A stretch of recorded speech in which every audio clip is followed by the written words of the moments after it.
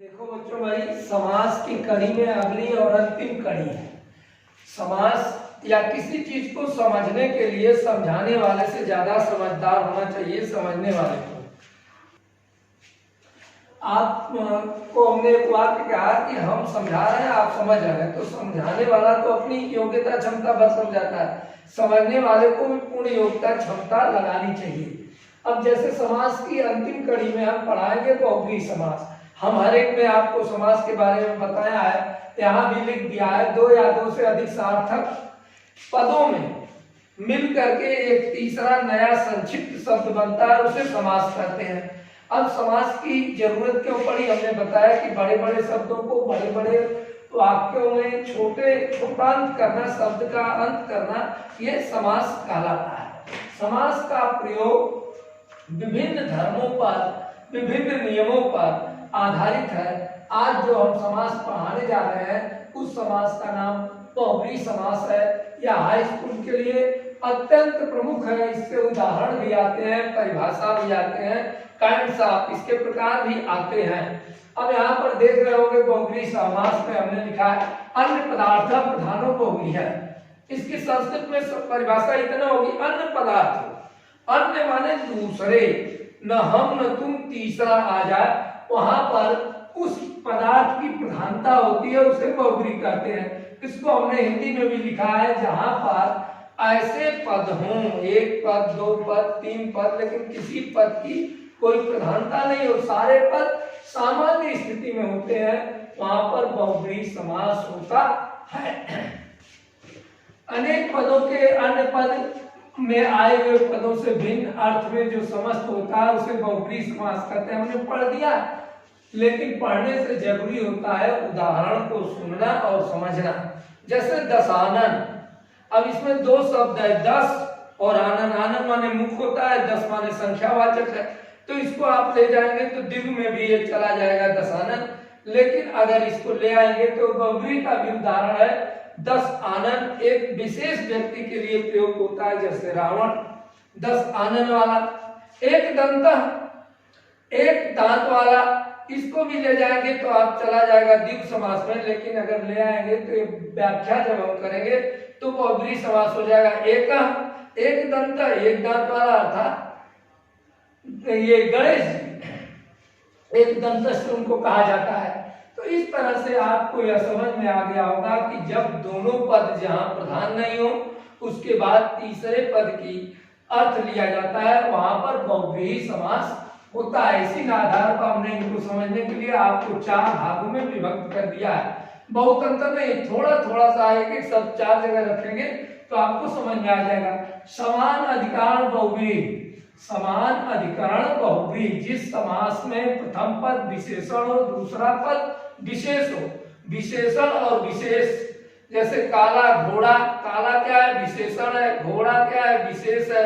सफेद गाय, सफेद श्वेत धेनु, तो यह जो दो शब्द हैं प्रथम में समान अधिकरण बहुव्रीहि में प्रथम पद विशेषण हो, विशेषण माने उसकी गुणों को बताता हो, और दूसरा पद विशेष हो, किसके गुणों को बताता है, वहां पर समस्त पदों में अन्य पद की प्रधानता होती है। इसे हम कहते हैं समान अधिकरण बहुव्रीहि समास। जैसे कंठ काला, अब ये काला किस चीज का है, समय का व्याख्या कर रहा है। कंठ काल, कंठे काले यस्य स कंठ काला। पीतांबर, पीला अंबर, अर्थात श्री कृष्ण की व्याख्या कर रहा है। पीताम अंबरम, पीला अंबर, तो पीतांबर यस्य स पीले वस्त्र वाला, अर्थात कृष्ण हो गया। उसी तरह से महायश, महान यस्य स, जो महान यश से भरा हुआ हो वो महान यशस्य, महान यशस्वी कहा जाता है, महान व्यक्ति है। तो इस प्रकार से आपको ये हो गया महायश समान अधिकरण बहुव्रीहि समास। इसके बाद दूसरे नंबर पर आता है व्याधिकरण बहुव्रीहि। देखिए समास समझने से जरूरी, अगर इनको आप नाम को याद कर लेते हैं, समान अधिकरण बहुव्रीहि, व्याधि अधिकरण बहुव्रीहि, इसके बाद तुल्य योग बहुव्रीहि, व्यतिहार बहुव्रीहि। तो इनसे भी बहुत सारी चीजें आपको समझ में आ जाएंगी। इस समास में दोनों पद भिन्न भिन्न विभक्ति के होते हैं, किसी भी विभक्ति के हो सकते हैं। हमेशा समास में कम से कम न्यूनतम 2 पद होंगे, तो ये किसी भी के होंगे। जैसे देखिए चक्रपाणी, चक्रम पाणव, चक्रम जो है द्वितीया का है, पाणव चक्रम द्वितीया एक वचन है, पाणव 2 वचन है। तो इस तरह से ऐसे व्याधिकरण बहुव्रीहि समास होते हैं जिनमें विभिन्न विभक्तियों का प्रयोग होते हैं, उसे व्याधिकरण बहुव्रीहि कहते हैं। चक्रम पाणव यस्य स, इसके साथ स हो जाता है, अर्थात वही नियम लागू होता है जिससे तीसरा अर्थ निकले, जिसके हाथ में चक्र हो दोनों, तो हुआ भगवान विष्णु। लंबो उदर, लंबरम उदरम यस्य स, लंबा उदर जिसका हो, अलग अलग विभक्तियों के साथ यह मिलकर के बनता है लंबोदर। नीलकंठ यस्य स, वह जिसका माने वह यश माने जिसका कंठ हो नीला, अर्थात नीलकंठ। नीलकंठ एक विशेष शिव का नाम है, विष पीने के कारण है। लंबोदर उदर जिसका लंबा पेट वाला हो, यह विशेष रूप से गणेश जी को कहा जाता है, लंबोदर है। चंद्रशेखर, चंद्रशेखरे सप्तमी, तो चंद्र जिसके शिखर पर यश हो, अर्थात शिव जी। गदा पाणी, गदा को हाथों में धारण करने वाले, गदा पाणी यस्य न भीम्य। तो ये जो आप देख रहे होंगे, यह जो है यह एक विशेष चक्रपाणी, लंबोदर, नीलकंठ, चंद्रशेखर, गणपति, ये भगवान शिव को कहते हैं, ये गणेश जी को कहते हैं। शिव का नाम होता है नीलकंठ, चंद्रशेखर का नाम है शिव जी और भीम। इसमें दोनों पद प्राण नहीं है, सामान्य पद है, लेकिन इनके आधार पर यह तीसरे के लिए प्रयोग किया जाता है। इस प्रकार से व्याधिकरण बहुव्रीहि समास हो गया। अब इसमें तमाम और उदाहरण है, किताब से देखेंगे और करेंगे। जब बार बार देखते रहेंगे, करते रहेंगे, तब जाकर के यह आपको अभ्यास में आएगा। तुल्य योग बहुव्रीहि, इस समास में किसी अन्य शब्द का स, सम, साकम, ये 3 शब्द होते हैं। स, समम, साकम शब्दों में से किसी एक शब्द के साथ समास होता है। इन तीनों में से उन शब्दों में कोई एक शब्द मिल जाता है, स मिल जाए, साकम मिल जाए और समम मिल जाए, तो यह समास होता है। जैसे देखिए, ये समस्त पद है, सामासिक पद है, ये विग्रह है, ये इसका अर्थ है।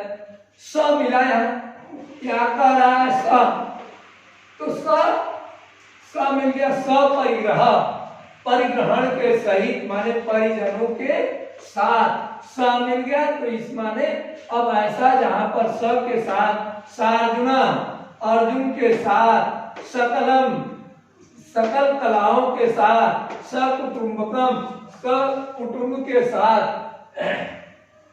स का जब यह प्रयोग किया गया हो, सहका इन सब का अर्थ एक होता है समूह के रूप में, एक तरह से ले लीजिए, तो वहां पर हो जाता है तुल्य योग बहुव्रीहि समास।